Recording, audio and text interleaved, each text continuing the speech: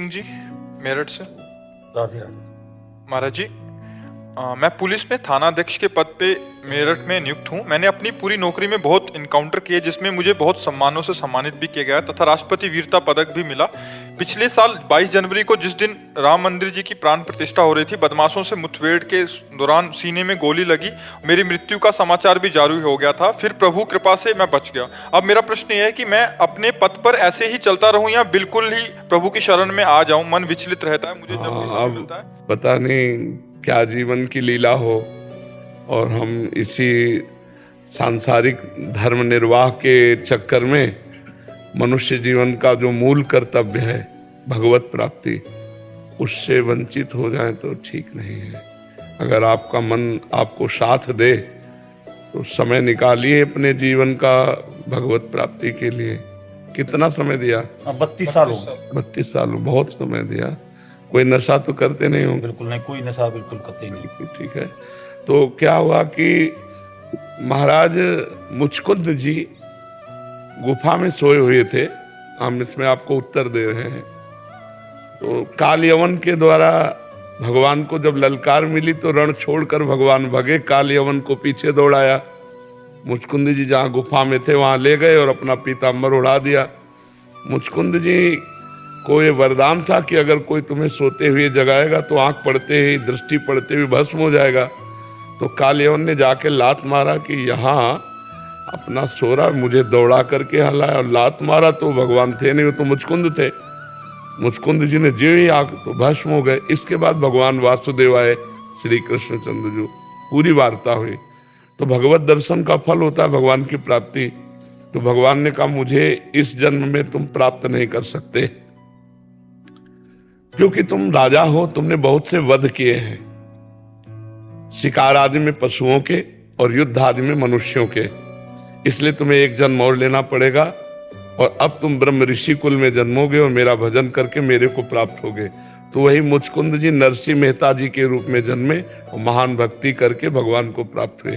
तो हमको चाहिए कि अब थोड़ा समय निकालकर हम भगवान के चरणों में दें, जिससे हमारी जो भी सेवाएं बनी हैं उसमें जो चूक हुई है वो क्षमा हो जाए, जो पाप हुए हैं वो नष्ट हो जाए, और अगला हम अगर जन्म भी मिले तो ऐसा ही मिले कि मैं देशभक्त बनूं, भगवान का भक्त बनूं। अब हम इसके नीचे न जाएं, मनुष्य योनि के नीचे न जाएं, जो अन्य योनियां हैं उनमें हम न जाएं। इसलिए आधा जीवन तो लगभग दे ही दिया भारत को, अब भगवान को दे दीजिए। और अपने समाज में रह करके अगर आप रिटायर भी रहेंगे तो जिसका अच्छी प्रवृत्ति होती है वो अपने समाज में भी वातावरण अच्छा ही फैलाता है।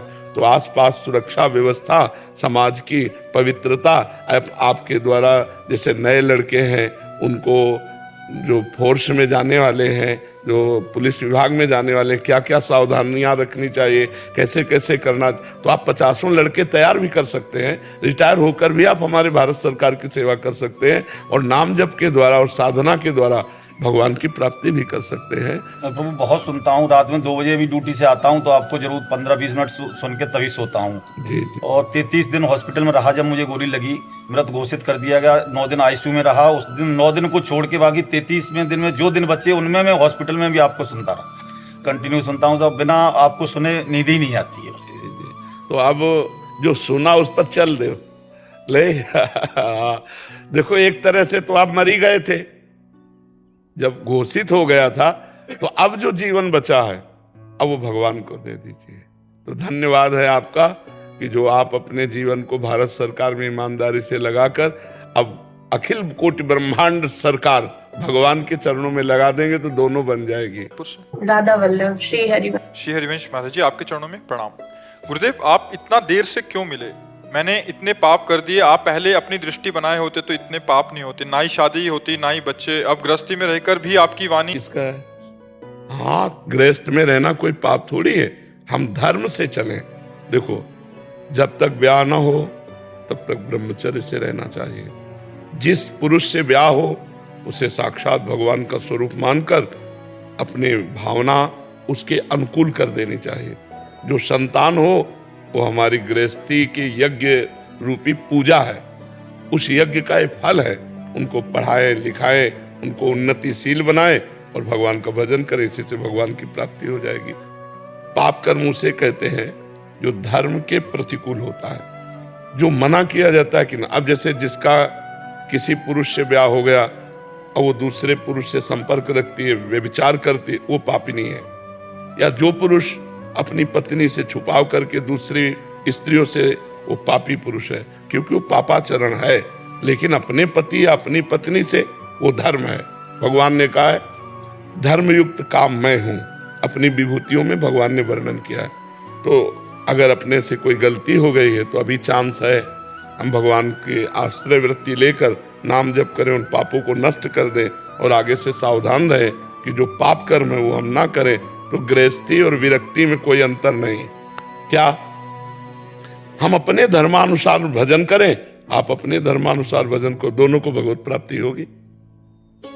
जो गृहस्थी अपने परिवार को भगवान की दी हुई, भगवान ने तो दिया है, नाथ सकल संपदा तुम्हारी, मैं सेवक समेत सुत नारी, और खूब भजन करे, भगवान को प्राप्त हो जाएगा।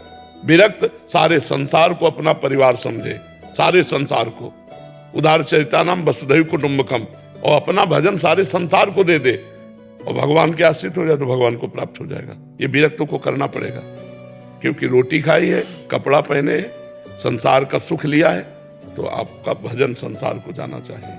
और गृहस्थ को मेहनत करके विरक्तों की सेवा, परिवार की सेवा, नाम जप, भगवत प्राप्ति।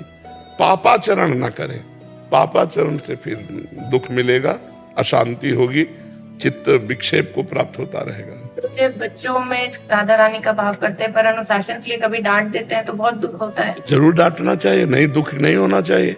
सेवा दी है, हमारे पुत्र रूप में आप आए हो, हमें सेवा दी। तो अब जैसे हम बाबा जी हैं, तुम तो गृहस्थ हो, अब हमें सेवा दी, हमारे जवान सब विरक्त संत हैं, हम कोई अज्ञानी थोड़ी है, हम जान रहे हैं मेरे प्रभु शिष्य रूप में आए हो।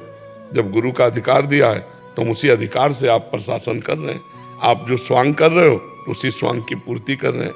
आप शिष्य का स्वांग कर रहे हो, हमें गुरु का स्वांग दिया है, तो हम अपने स्वांग में वैसे ही रहेंगे जितना अधिकार आपने दिया है। तो वो पुत्र या पुत्री के रूप में प्रभु पधारे तो आपको माँ या पिता का अधिकार दिया, तो वैसे ही प्यार करो, भाव रहे भगवत भाव, लेकिन शासन पुत्र और पुत्री के रूप में रहे, तभी तो अच्छे बच्चे बन पाएंगे। और वैवाहिक जीवन में जो कार्य करते हैं उसमें अभी चित में सिर्फ महाराज जी आपका नाम रहता है, फिर बहुत बुरा लगता है जो भी वैवाहिक जीवन के कार्य होते हैं। गृहस्थ में जैसे बच्चों का या पति, तो मतलब पूरे ऐसे उसमें पूरा चित्त में आपका ध्यान रहता है, उनमें कार्यों में रुचि नहीं है। पर रुचि ना होना अच्छी बात है, पर उनको रुचि पूर्वक करना, इसे कर्तव्य कहते हैं। जैसे अर्जुन जी ने कहा कि मेरी रुचि नहीं है युद्ध करने में, मैं सन्यास लेकर भिक्षा मांग करके जीऊंगा, तो भगवान ने कहा गलत, तुम क्षत्रिय हो, तुम्हारा धर्म युद्ध का अवसर आया है, तो सन्यास लेना धर्म नहीं है, इस समय युद्ध करना धर्म है। तो आप एक गृहस्थ हो, रुचि हो या ना हो, बड़ी रुचि दिखाते हुए आपको अपने गृहस्थ धर्म का पालन करना चाहिए। अंदर नाम जप करो, बाहर से एक संसारिक स्त्री जैसा व्यवहार करो। अपने पति से पति जैसा प्रेम, पुत्रों से माँ जैसा प्रेम, परिवार से परिवार जैसा प्रेम। नाटक ही तो करना है ना, और अंदर से प्रेम करो भगवान से, यही तो भक्ति का स्वरूप है। गौरव पांडे जी, राधा वल्लभ श्री महाराज जी, आपके चरणों में कोटि कोटि प्रणाम। महाराज जी, भोलेनाथ जी की कृपा से 14 महीने पहले आपका सानिध्य प्राप्त हुआ। आपकी कृपा हुई और मेरे जीवन में बदलाव हुआ, शराब छूटी, दिनचर्या में सुधार हुआ। आपके बल से नाम जप और सत्संग सुनने का अभ्यास कर रहा हूँ। महाराज जी, आपके सत्संग से पता चला कि मनुष्य जीवन का लक्ष्य भगवत प्राप्ति ही है, और प्रभु के शरणागत होकर धर्म पूर्वक जीवन जीने में प्रभु मिल जाते हैं। फिर चाहते हुए भी हमारा लक्ष्य पूरी ईमानदारी से प्रभु को पाने का क्यों नहीं बन पा रहा महाराज जी? भोगैश्वर्य प्रसक्तानाम तया प्रहत चेतसाम व्यवसायत्मिका बुद्धि समाधो न विधीयते। जिसका चित्त भोग और ईश्वर ने अपहृत कर लिया है, उसके चित्त में भगवत प्राप्ति की प्रबल लालसा नहीं होती। भगवान श्री कृष्ण कह रहे हैं, कहीं न कहीं कोई न कोई भोग, कोई न कोई ऐश्वर्य के प्रति हमारा आकर्षण है, इसलिए वो भगवत प्राप्ति की प्रबल लालसा नहीं होने दे रहा। हम उसे देखें, विवेक के द्वारा उसका त्याग करें, तो अभी आग जल उठेगी। अभी भगवान की प्राप्ति की आग जल उठेगी। कोई न कोई भोग है जो हमारी विराग्नि को शांत कर रहा है, उसको बंद करो। कोई न कोई छिद्र है जो हमारे प्रेम रस में आने में बाधा पहुंचा रहा है। दोष, छिद्र माने होता है दोष, समझ रहे हो ना, उसको देखो, नहीं तो व्याकुलता पैदा हो जाएगी भगवत प्राप्ति की। नारायण हरि भजन में ये पांचों न सुहात, विषय भोग, निद्रा, हंसी, जगत प्रीति, बहुबात, ये 5 बातें भगवान के भजन करने वालों को अच्छी नहीं लगती। विषय भोग अच्छे नहीं लगते, भर नींद सोने की इच्छा नहीं होती, बार बार वो जब उठता है नाम जप करता है। अब तो बहुत समय से सो रहे, थोड़ी देर सो गया ऐसा लगा बहुत समय से सो रहे। हंसी मजाक मनोरंजन ये अच्छा नहीं लगता। जगत प्रीति, व्यवहार, रिश्ते नाते सब काटने को दौड़ते हैं। बहु बात, प्रपंच की बात करने की इच्छा नहीं होती। तब नाम का नहीं खान पान ते भावे है, नहीं कोमल वसन सुहावे है, सब विषय लगे ते खारा है, हरि आशिक का मग्न आ रहा है। जो भगवान का प्रतीक है, वो जैसे गरीब आदमी को 1 करोड़ की चेक मिल जाए तो हर समय संभाले रहेगा। गरीब आदमी जिसके पास 100 रुपए की व्यवस्था न हो, अचानक 1 करोड़ की चेक मिल जाए तो संभाले नहीं रहेगा। तो लोभी प्रिय जिम दाम, जिम रघुनाथ निरंतर प्रिय लागो मोहे नाम। खान पान सुख चाहत अपने, तिनको प्रेम छुअत नहीं सपने। नाना प्रकार की भोग विलासिता वो कहीं ना कहीं अच्छी लग रही, इसलिए भगवत प्राप्ति की विराग्नि नहीं जल रही। नाम जप करो, ये सब मल विक्षेप आवरण नष्ट हो जाएंगे, एकदम सीधा भगवान की तरफ मन लग जाएगा। ठीक है, और नाम बढ़ाओ और नाम बढ़ाओ, और कोई भी गंदी बात जीवन में ना होनी चाहिए। जहां मन गंदगी की तरफ जाए ता नाम जोर से और जपो, वो गंदी संकल्प न कर पावे, गंदा संस्कार न बना पावे, सब ठीक हो जाएगा। धैर्य पूर्वक चला जाता है। उकताए हुए मन को इसमें सिद्धि नहीं प्राप्त होती। धैर्य पूर्वक आराम आराम से कदम बढ़ाते चलो धीरे धीरे भगवान की तरफ। ठीक है। विपिन कुमार जी, ग्रेटर नोएडा से। राधे राधे जी। राधे राधे महाराज जी, आपके चरणों में मेरा सादर नमन। महाराज जी, आपके वचनों के अनुसार मनुष्य जीवन का लक्ष्य भगवत प्राप्ति है। मनुष्य जीवन सर्वश्रेष्ठ है, तो दूसरी तरफ हम सभी परमात्मा का अंश हैं। व्याकुलता यह है कि परमात्मा ने फिर हमको अपने से अलग क्यों किया? क्यों ये माया? परमात्मा ने अलग नहीं किया, हमने परमात्मा से दूरी बना ली। परमात्मा तो कह रहे ममैवांशो जीवलोके, गीता जी में भगवान कह रहे आओ तुम मेरा अंश हो, क्यों जा रहे हो?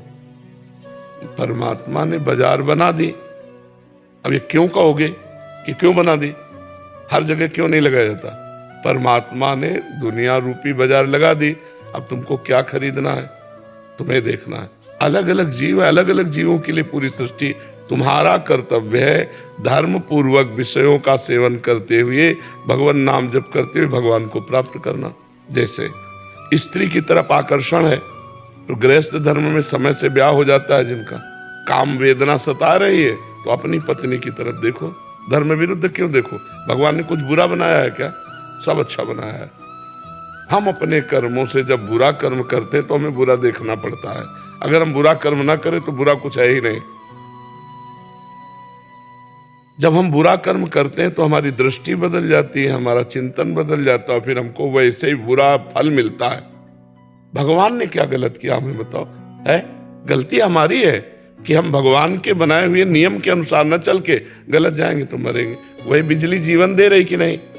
तो बिजली आदमी का जीवन भी है। अब आप उसको नंगे तार छुओगे तो मरोगे नहीं तुम। अरे उसका नियम है कि उसको किस तरह से प्रयोग में करना है, किस तरह छूना है। आप सीधे जाके ऐसे छूओगे मर जाओगे, या भूल से छू जाओ तो मर जाओगे। तो बात समझो, कोई प्रयोग गलत ढंग से करते हैं तो हमारे लिए बुरा हो जाता है। अगर हम दूसरी माता बहन की तरफ गलत दृष्टि से देखें तो नरकी गति प्राप्त होंगे, और अपनी स्त्री से अनुराग करें तो हमारा धर्म है, हम गृहस्थ धर्म है। भगवान को दोष क्यों देते हो? आप फंसे हो अपनी गलती करके। आप अपनी गलती सुधारिए, आप मुक्त हो जाओगे। भगवान तो कह रहे तू मेरा है, आ जा। ममैवांशो जीवलोके जीवभूता सनातना मना कष्टान इंद्रियाणि प्रकृति स्थान कर सती। गलती अपनी सुधारनी, अपना सुधार करो। भगवान को गाली क्यों देते हो? भगवान को दोष क्यों देते हो? आप हमें बताओ, कभी किसी ने ये कह के तुम्हें फांसा कि देखो भगवान ने मुझे बनाया, मैं फांस रही हूं तुम्हें या फांस रहा हूं? हम खुद फंसते हैं जाके। और फिर गाली देते हैं भगवान को। अरे भगवान ने तो पूरी संपूर्ण संसार बनाया है, अलग अलग जीवों के लिए अलग अलग, उनके संसार में अलग है, राक्षस भी हैं, देवता भी हैं, अच्छे भी हैं, बुरे हैं। तो तुम बुरे बनोगे तो बुरा भोग मिलेगा, अच्छे बनोगे तो अच्छा भोग मिलेगा। ये उनका बनाया हुआ खेत है, जो बोओगे वही काटोगे। भगवान ने सब चीज बहुत अच्छे तरह से बनाई है, और वो जहां जैसे प्रयोग होना है उनका सबका प्रयोग है। अगर ठीक से प्रयोग किया जाए तो जहर भी औषधि है, जहर भी औषधि है। दमादि रोगों में संख्या जहर प्रयोग किया जाता है, आयुर्वेद के द्वारा शोध कर उसको जब दिया जाता है तो दमादि की बीमारियां ठीक हो जाती हैं। अब सांप काट ले तो जहर का इंजेक्शन लगा दो, ठीक हो गया। हर चीज का सदुपयोग उसके नियमानुसार, उसका दुरुपयोग तो भगवान ने बनाया क्यों? बोले भगवान ने बनाया क्यों? अरे भगवान ने तो सब कुछ बनाया, तुम सब कुछ कर सकते हो क्या? अपने नियमानुसार, अपनी मर्यादा अनुसार चलो, अभी आनंदित हो जाओगे। नाम जप करो, और जो भगवान कह रहे ना करो उसे मत करो, जो कह रहे करो तो उसे करोगे तो आनंदित हो जाओगे। जी महाराज जी, इन्होंने एक और लिखा कि भगवान के इस माया जाल से निकलना बहुत कठिन है, तो सहजता पूर्व कैसे निकल? हाँ, भगवान स्वयं कह रहे दैवी हेसा गुणमयी मम माया दुरतया मामे ये प्रपद्यंते माया में ताम तरंति ते। जो मेरी शरण में आ जाता है वो मेरी दुरंत माया से तर जाता है, और जो मेरी शरण में नहीं आता तो मेरी माया से नहीं तर सकता। अब देखो माया क्या है? ये माया है। अगर हम गाली देकर किसी को पीड़ा पहुंचाते हैं तो ये माया हो गई। अगर नाम कीर्तन करके अच्छे वचन बोलकर तुम्हें सुख पहुंचा रहे हैं तो भक्ति हो गई। ये माया है, ये माया है, ये सब माया ही तो है। गो गोचर जहां लग जाई सो सब माया। ये माया कष्टप्रद है या भक्तिप्रद है? हमें बताओ। यहाँ आप बैठे हो तो आपको कष्ट मिल रहा है या सुख मिल रहा है? सुख मिल रहा है। तो ये माया सुखद है कि दुखद? अगर विपरीत दिशा में जाओ तो दुखद है, और अगर अनुकूल दिशा में जाओ तो सुखद है। तो माया माँ है, माया माँ है। सब मायापति बनना चाहते हैं तो पिटते हैं इसीलिए। मायापति तो भगवान है, माया हमारी माँ है। जो गुणमयी भगवान की माया है, यही तो महामाया, महायोगिनी, महादेवी है। काकभूषुंड जी से गरुण जी महाराज पूछते हैं, आप तो इतने समर्थ महात्मा हैं, कौवे का शरीर क्यों धारण किए? बोले इस शरीर से भक्ति भगवान की उपजी, इसलिए मुझे शरीर बहुत प्रिय है। माया क्या नहीं है? आप विचार करो। वही ईंट जब मंदिर में लगती है तो प्रथम सीढ़ी से हम वंदना करने लगते हैं, और वही ईंट अपने प्रयोगों में भी तो आती है। घर, दरवाजे, बाथरूम सब उसी में बनते हैं। ईंट तो वही है ना, सीमेंट तो वही ना। वो लग कहाँ गई तो बंधनी हो गई, और एक जगह लग गई, जूता पहनकर उस पर चलते हैं। माया क्या है? भगवान की रचना है। आज तक हमें बताओ कि वो आए, कोई आया कि मैं माया हूं, मैं तुम्हें सता रही हूं? अब बताओ, कोई नहीं माया। आकर्षण है, विषयों का अपना प्रभाव है, और हम अपने को नहीं रोक पाते, उनमें चले जाते हैं तो दोष दे देते हैं कि माया बहुत बलवती है, मुझे घसीट करके नष्ट कर दिया। माया ने नहीं घसीट के नष्ट कर दिया। आप घसीट क्यों रहे हो? क्यों जा रहे हो? कभी किसी को कोई जबरदस्ती घसीट रहा हो तो हमें बताओ। शराब की बोतल आपको घसीट रही हो तो बताओ, आप ही देखकर घसीट जाते हो। बेईमानी में आप ही घसीट जाते हो, अधर्म के धन में आप ही घसीट जाते हो, पराई माता बहनों की तरफ आप ही लुभायमान हो रहे हो। माया क्या है? तुम्हारी कुबुद्धि। भक्ति क्या है? तुम्हारी सुबुद्धि। नाम जप करो, अपनी बुद्धि को शुद्ध करो। माया कोई है नहीं। माँ माने नहीं, या माने जो है नहीं पर भासती है, उसका नाम माया है। और जो है पर दिखाई नहीं दे रहा, वो भगवान है। जो है, जिसकी सत्ता है पर दिखाई नहीं दे रहा, वो भगवान है। और जो दिखाई दे रहा है, ये है नहीं। जैसे हमारा ये रूप नहीं है न, ये 60 वर्ष पहले था, अब कितने दिन होंगे इसके बाद ये नहीं रहे। लेकिन परमात्मा इसमें जो है, वो पहले भी था, वो अब भी है, वो आगे भी रहेगा। नाम जप करो, सब ठीक हो जाएगा। भगवान की शरण में होकर नाम जप करो। पीयूष श्रीवास्तव जी। श्री हरि महाराज जी, आपके चरणों में कोटि कोटि प्रणाम। महाराज जी, आज के इस स्वार्थ से भरे संसार में निस्वार्थ प्रेम करने वाला कोई है क्या? हाँ, स्वार्थ रहित जग जुग उपकारी, तुम तुम्हार सेवक असुरारी। भगवान और भगवान के प्रेमी भक्त। सांसारिक संसार में कोई जो संसार में निस्वार्थ प्रेम नहीं, करता है। संसार स्वार्थ लाग करे सब प्रीति, सुर नर मुनि सब की यह रीति। संसार में नहीं, संसार में स्वार्थ की ही प्रीति है। जब तक भगवत भाव नहीं आएगा, संसार दिखाई देगा, तब तक स्वार्थ दिखाई देगा। और जब सर्वत्र भगवान है तो बात अलग हो जाएगी। जब भगवान देख पाओगे सर्वत्र, तब तो हम कहा तुम तुम्हार सेवक सुरारी। भगवान और भगवान के प्रेमी भक्त, ये दो स्वार्थ रहित है। तो जब भगवान देखोगे तो स्वार्थ नहीं दिखाई देगा, संसार देखोगे तो स्वार्थ दिखाएगा। निस्वार्थ बात करने वाला, जैसे कोई भी आजकल रिश्ते नाते हुए तो निस्वार्थ कभी कोई बात ही नहीं करता। जगह मूल ही खराब है। मूल विवेक जो है, बुद्धि है, वही खराब है। वो स्वार्थ के बिना कुछ करेगी ही नहीं, कामना के बिना कुछ करेगी ही नहीं। तो जब बुद्धि ही खराब है तो फिर कैसे चलेगा? बुद्धि शुद्ध हो जाए तो फिर परमार्थ दिखाई दे। परमार्थ में स्वार्थ नहीं है। स्वार्थ में संसार में सबके अंदर भरा हुआ है। पूरा सुर नर मुनि सब की यह रीति। स्वार्थ पाए करे। हाँ, केवल भगवान और भगवान के प्रेमी भक्त, इन दो में स्वार्थ नहीं दिखाई देगा। बिल्कुल निस्वार्थ भाव से। जी, जैसे कोई भक्त अपना भजन करता तो वो भी कहीं ना कहीं अपने स्वार्थ के लिए करता है कि हमारा ही कल्याण हो। वो एक सीमा तक, आपकी सोच तक। हाँ, फिर आगे जगत के लिए होता है। अब जो भी इस शरीर से हो रहा है वो जगत मंगल के लिए हो रहा है। तभी तुम्हारा परिवर्तन होता है कि हमने जब से सुना तब से छोड़ दिया, अब हम ऐसे चल रहे वैसे चल रहे। ये सब भजन से होता है, बिना भजन के नहीं होता है। पूरा बड़े बड़े संत महात्मा रात दिन भजन करते हैं, फिर संकल्प करते हैं, सर्वे भवन्तु सुखिना, सर्वे सन्तु निरामया, सर्वे भद्राणि पश्यन्तु माँ कस्य। अब तुम कैसे जान पाओगे? कठोर तपस्या कर रहे हैं, भजन कर रहे हैं, लेकिन जगत मंगल के लिए। अब ये कैसे जानोगे? वो अंदर की बात है। तुम्हें लगा कि संत महात्मा भी भजन करते अपने कल्याण के लिए। कल्याण तुमका कब का हो जाता है? जे भी भगवान के मार्ग में कदम रखते हैं ते भी कल्याण हो जाता है। सन्मुख होए जीव मोय जब ही, जन्म कोट यज्ञ नाशों तब है। अब वो भजन करते हैं जगत मंगल के लिए। जो पहुंचे हुए महात्मा जन है वो जगत मंगल के लिए करते हैं। ठीक है बच्चा? गुरुजी, वो स्थिति कैसे लाए? किसी की अनुकूलता प्रतिकूलता का जैसे हमारे ऊपर प्रभाव पड़ता है तो कैसे? ये शुद्ध ज्ञान हो जाने पर, जब तक शुद्ध ज्ञान नहीं होगा तब तक द्वंद्वातीत नहीं हो सकते। और द्वंद्वातीत होने के लिए जो ज्ञान चाहिए, उसके लिए गुरु शरणागत होकर उनके द्वारा बताई हुई साधना, आराधना, उपासना जब करोगे तब ज्ञान प्रकट होगा। और जब ज्ञान प्रकट होगा तो फिर द्वंद्व विमुक्ता, कोई भी द्वंद्व, मान अपमान, सुख दुख, लाभ हानि, जय पराजय, इसमें समता रहती है, समान भाव रहता है, विचलित नहीं होता। पर इसके लिए ज्ञान चाहिए ना। अब ज्ञान उस कोटि का जब हम साधना करें तब मिले ना।